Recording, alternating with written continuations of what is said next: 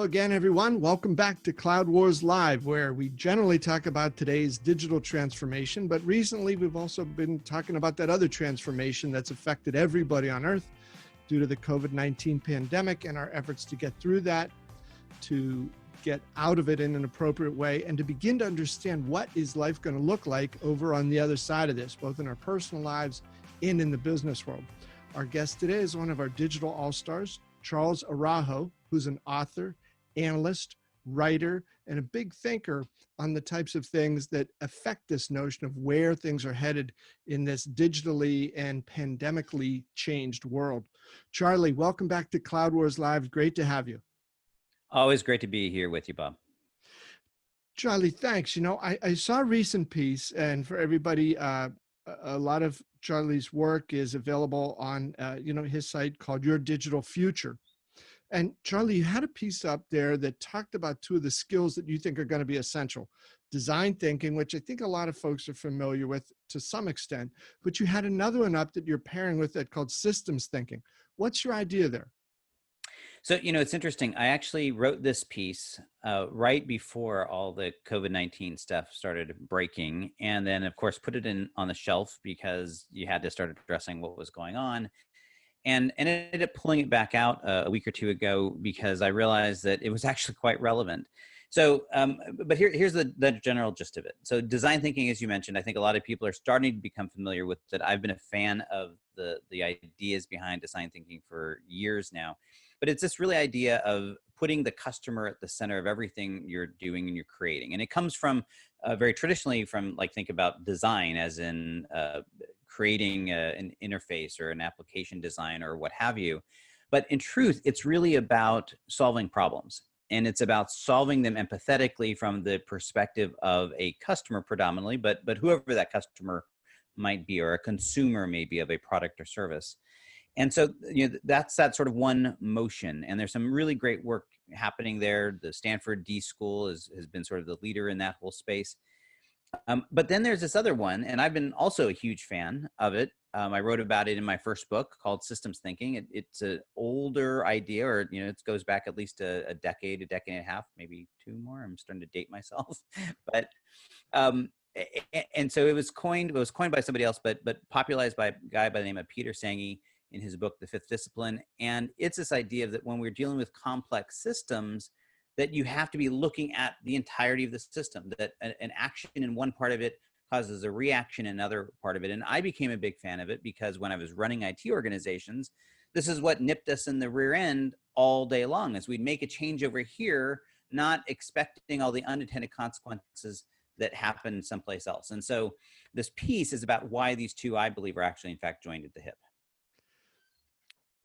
Charlie, when I saw them, I saw that term systems thinking, and, forgive me if I'm way off base on this, but it struck me as a little clunky, right? And it could give somebody the notion like, oh man, this is a return to the 90s. But what you just described there was something that goes beyond that. So yes, it has to do with systems and, mechanistic control sometimes they put over us. But I suspect you've got a pretty clever way of weaving the systems thinking in with design thinking. So how do those two disciplines roll together to give something that's much bigger than either of them could be individually? Well, first of all, I didn't name either of these terms, so they're not mine. But and systems thinking, you're right. I'm glad you said that. It's not systems as in technology or computer systems. It's process systems, right? These complex systems of operating and how everything fits together. And I think part of the challenge is that we tended to think about design thinking as the forward or customer-facing side, and systems thinking about what we use to optimize operations, and it was like the back end. And the reason I think that misses the boat is that because they have to be, in fact, connected. And here's why. That if you think about design thinking and you think in the terms of a customer experience, the customer experience is something that isn't just about the buying process. It's about everything that we do after we've purchased and we are now interacting with the product or the company that we bought it from, if it's a service, right? All of those different interactions, and how many of those interactions are actually interactions with some form of this back end process, right? And how many times have we all been frustrated because we're dealing with, and I won't name companies because we all have tons of bad experiences with them, but and it's like we're pulling our hair out. This is why I look like this now. We're pulling our hair out because it's like they have some arcane back end process and policy and procedure that is just literally making me want to hang up the phone, cancel the service, whatever. And so this idea that we can somehow have a design experience without addressing the complexity of the back end processes is foolhardy. And on the flip side, how can I optimize something on from an operational back end perspective without having awareness of how it's going to ultimately affect my customers or the consumers of a service in the end? If I take that out of the equation, I'm missing a huge piece of this puzzle. And so that's why I think that they have to be connected. Charlie, as you described that, I thought it was something I read in a book quite a while back, but the metaphor the guy used was it's like, you got the cast of A Midsummer Night's Dream out, tearing it up in the woods, and they run through the woods a little, and suddenly they stumble on a brand new interstate highway with giant aluminum light poles. It's just a clash of sort of expectations and settings and all that. So the design thinking that's become so popular now, and finally, put the customer at the center of things, but it's only going to be as good as the parallel systems thinking allows it to be, right? Absolutely. It's interesting. And there's so many places that this intersects, right? I just produced a piece. Well, I'm actually still producing a piece of research for an organization, and it was about the intersection between digital transformation and process management, right?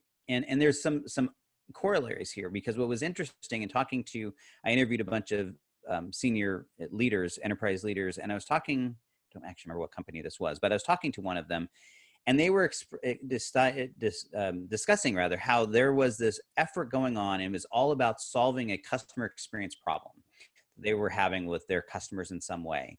And what they found, it was all these handoffs, right? There were all these independent processes that were running underneath the covers that were what's causing all this frustration for their customers. And so they applied process management discipline to go in and optimize those processes and connect them. And I asked him, I said, so let me ask you, if you hadn't had this customer experience project that was driving the need to fix this, would you have ever fixed these? And he says, no, because all of these, we would have been focused just on the little silos. We would have made those really efficient, but the problem was in the connection points between them.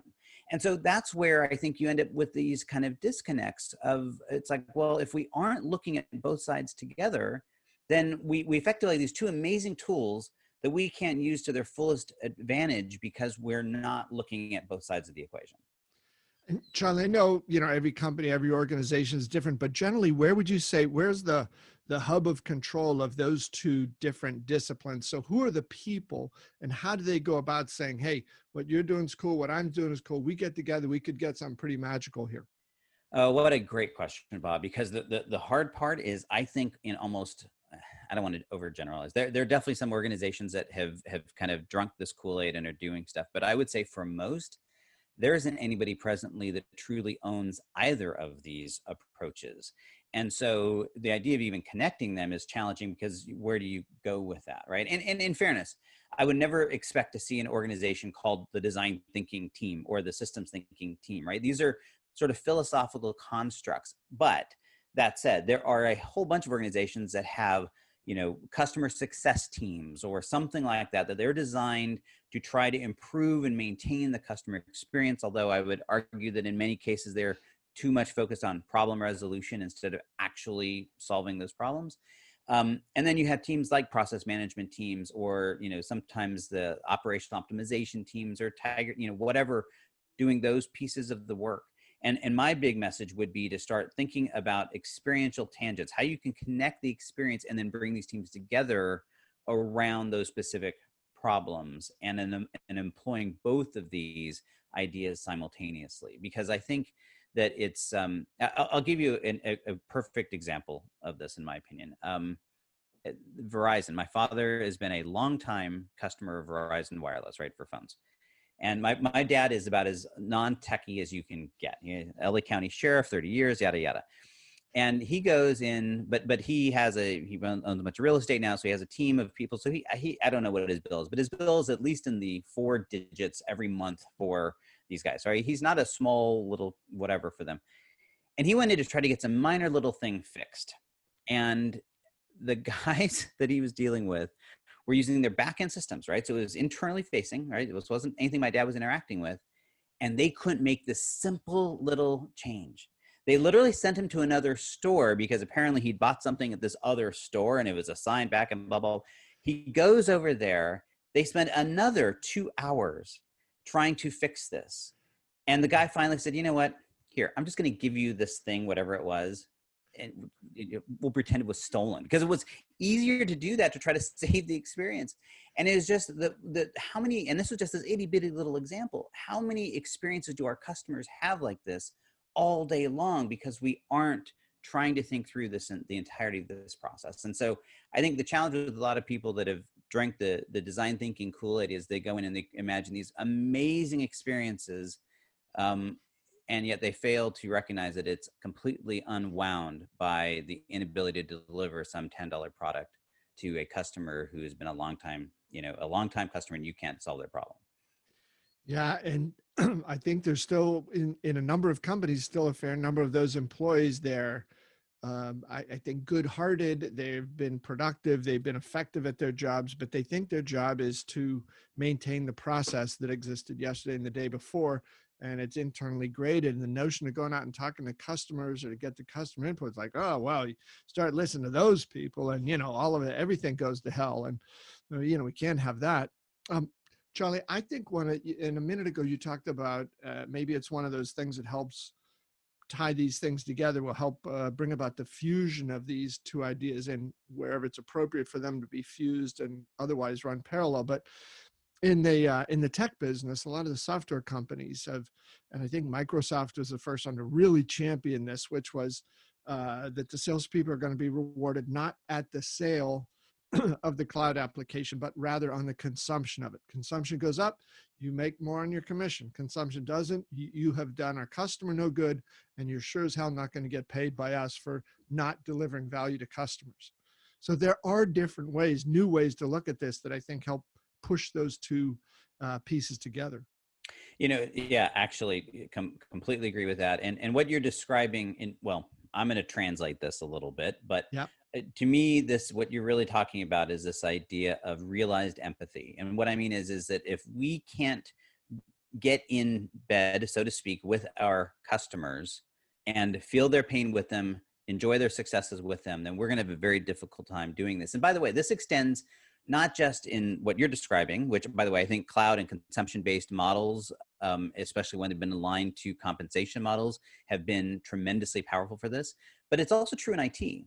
I became really good friends with the general manager of a hotel that I used to stay in all the time in DC.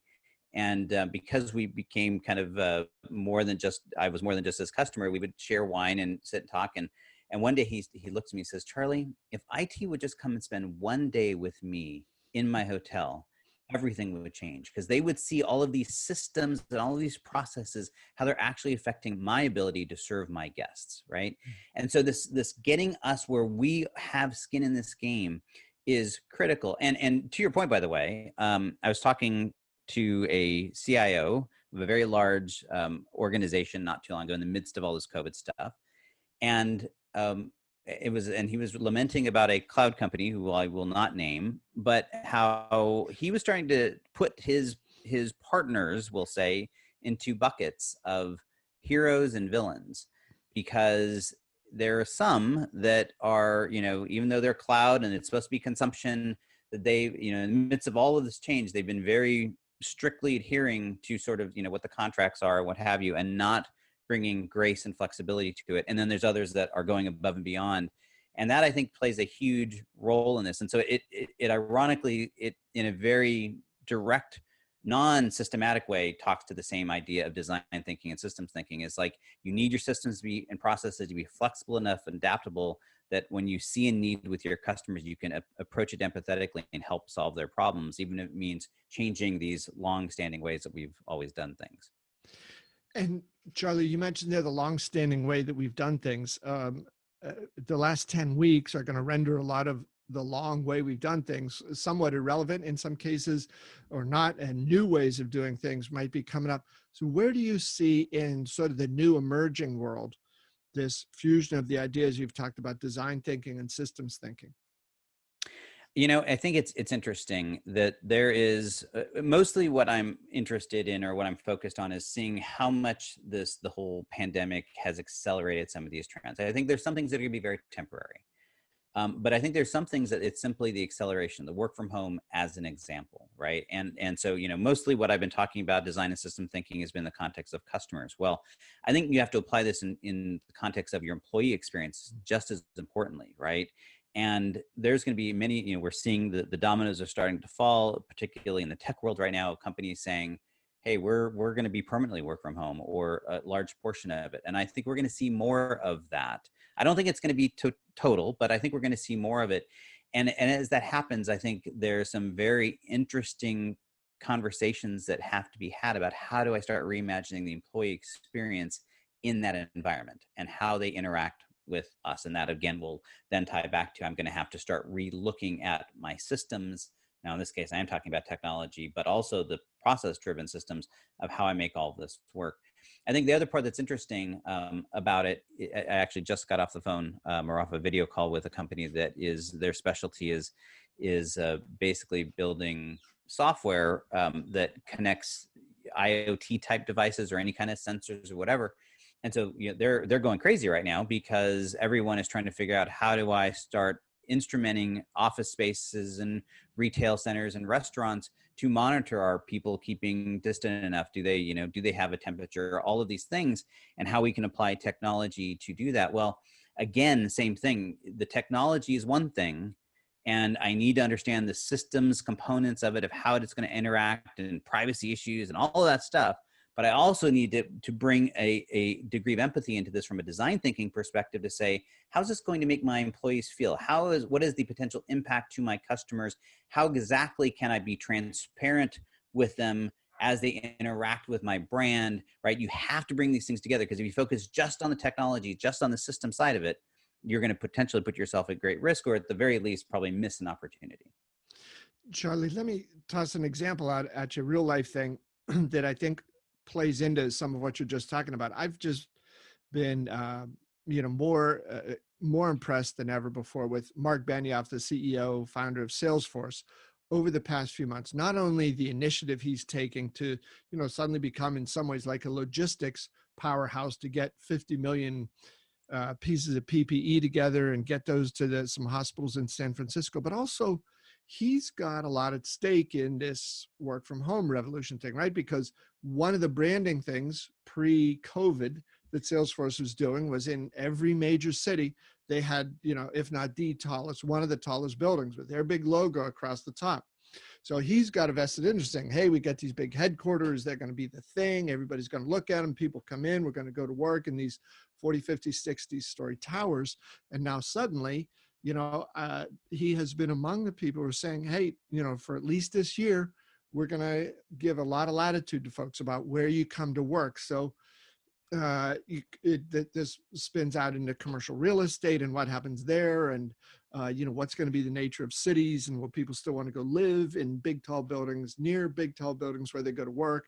And as Wayne Sadin was riding the other day, ride around in these horizontal tubes to get to work, and then jump on a vertical tube to go up to your floor to work. It's going to present some wild things, and there's probably going to be a lot of people that are perfectly cool with that, and it's going to be fine, and they'll be fine, and others are going to say, not me. I am not doing that, both for safety reasons, and also in these 3 nutty months, I've realized a quality of life level that I have not experienced before. So it's really going to be a challenge. I think it's going to be a very interesting dynamic. So I've definitely heard from a few execs that are already going down that road of saying, we expect we're going to cut our office space by 20, 30, 40, 50%. So Wow. definitely seeing some of that already. But here's the thing. I'm actually not quite as bullish as others are on how significant this is going to be. Now, look, I've worked from home for 20 years.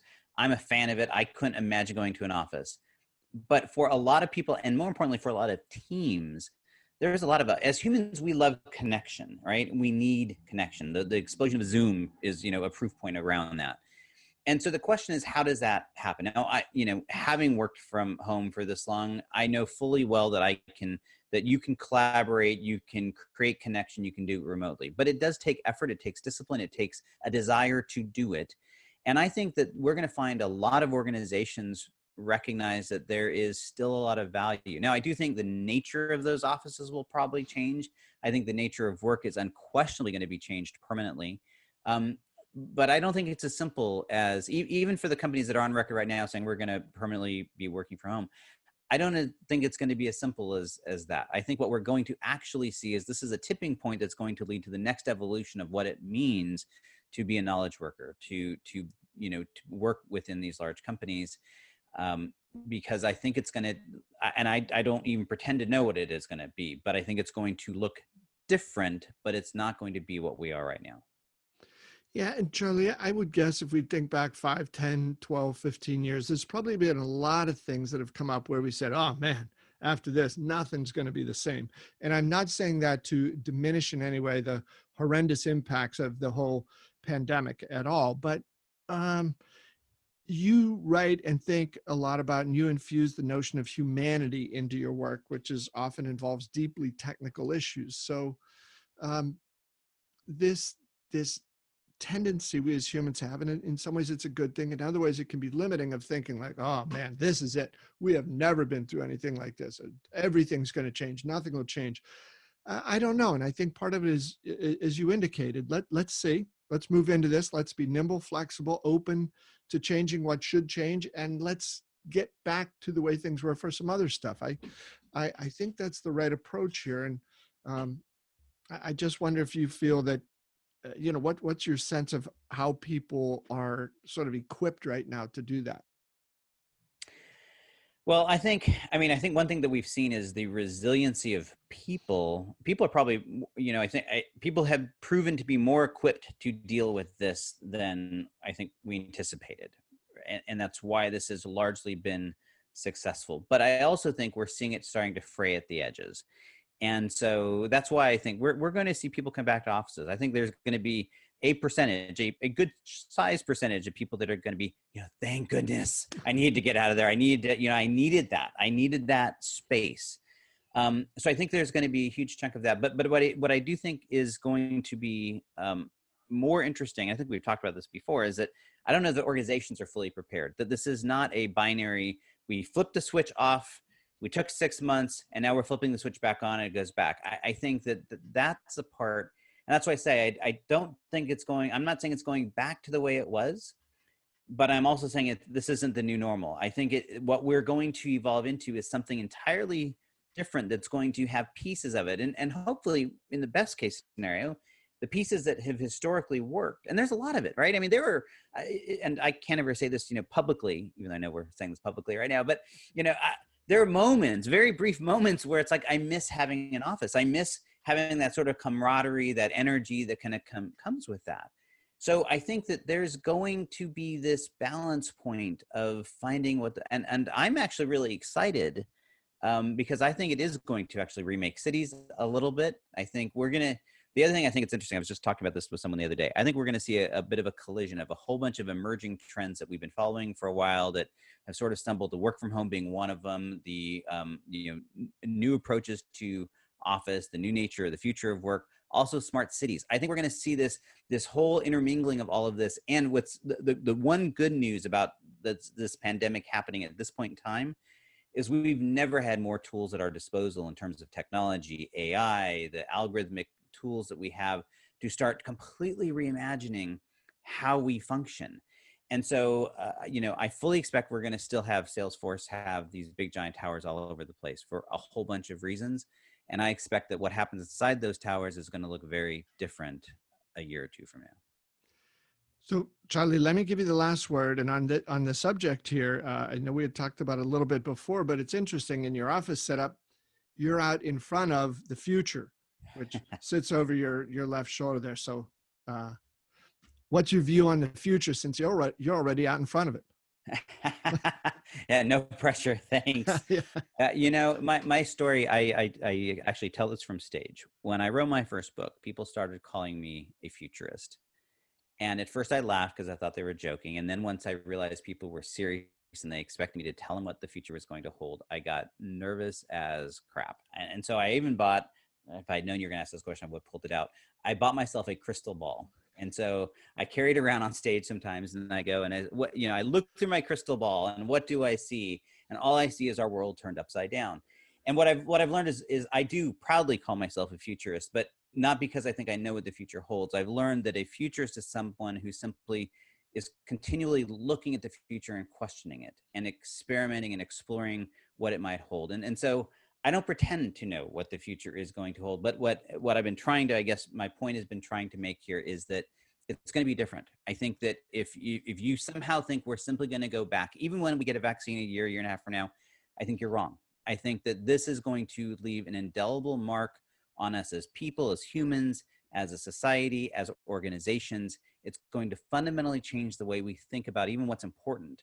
And so we have to come into this. If you're a leader of an organization, if you're a leader of a tech company, you need to come into this with a degree of humility and say, I don't necessarily know where this is going to go, but I know it's going to change, and I better be ready to adapt and be agile, right? That's going to be the name of this game. And then we'll all get to share it together. So we'll see. Yeah, one of the authors I've always enjoyed, William Gibson, his line on it was, the future is already here. It's just unevenly distributed. Yes, exactly. Yes. Well, Charlie, as always, thank you so much for being with us here on Cloud Wars Live. Great thoughts. And, let's hang in there. And in some ways over the next weeks until we see each other again, let's hope we can get some of those 38 million Americans back to work and many more tens of millions of people around the world. Sounds good. Bob, always great being with you. Thanks, Charlie. And to all of you folks, thanks for being with us here at Cloud Wars Live. We hope we'll see you again next time. And still then, stay safe. Let's all get busy, and we'll see you soon. So long.